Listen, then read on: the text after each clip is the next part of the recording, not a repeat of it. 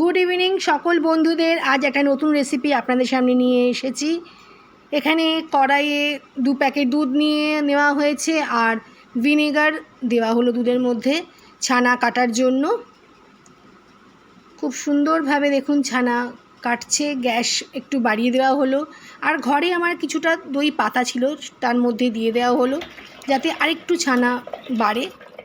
ছানা কেটে নেওয়ার পর একটা পরিষ্কার পাত্রে ছানাটা ঢেলে দেওয়া হলো আর যাতে ভালো মতো জলটা ঝরে যায়। আর এই কাপড়টা কলের সাথে বেঁধে দেওয়া হলো।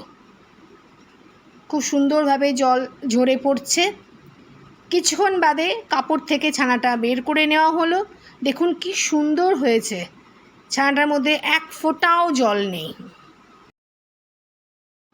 ছানাটা অনেকটা হয়েছে।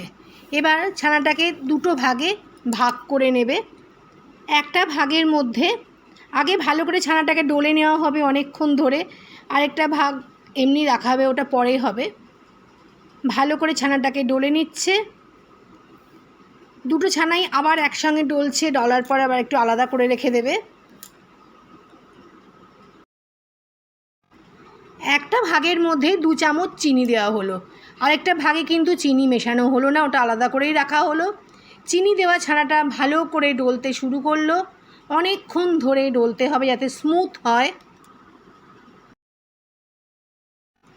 চিনি ছাড়া ছানাটা আবার ডলে নেওয়া হলো। একটা বাটিতে 1 প্যাকেট পোস্ত আর 10 টাকা দামের যে আমুল স্প্রে আছে সেই আমুল স্প্রেটা দেওয়া হলো, দিয়ে চামচ দিয়ে ভালো করে মিশিয়ে নেওয়া হলো।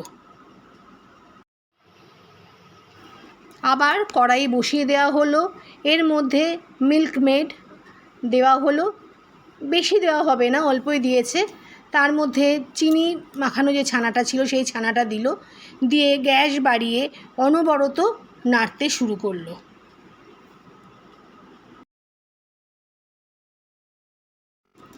অনবরত নাড়তে নাড়তে মিল্ক মেডটা ছানার সঙ্গে টেনে নিচ্ছে। খুব সুন্দর একটা ডেলা পাকিয়ে গেছে। এবার এটা ঠান্ডা করতে দেওয়া হবে। প্লেটের মধ্যে এটাকে ঢেলে নেওয়া হলো। এই প্লেটে মিল্ক মেড মাখানো যে ছানাটা সেটা আর এদিকে চিনি ছাড়া ছানাটা রাখা হলো। এবার দুটো একসাথে মিশিয়ে দেওয়া হলো এবং ভালো করে ডলতে হবে। ভীষণ গরম, পাচ্ছে না ডলতে। আর একটা কাচের বাসনে আমি ফয়েল পেপার দিয়ে দিলাম।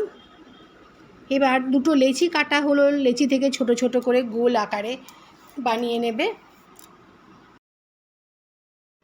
হাতে একটু ঘি মেখে নিল, মেখে নিয়ে এবার ছোট ছোট করে গোল আকারে বানিয়ে নিচ্ছে।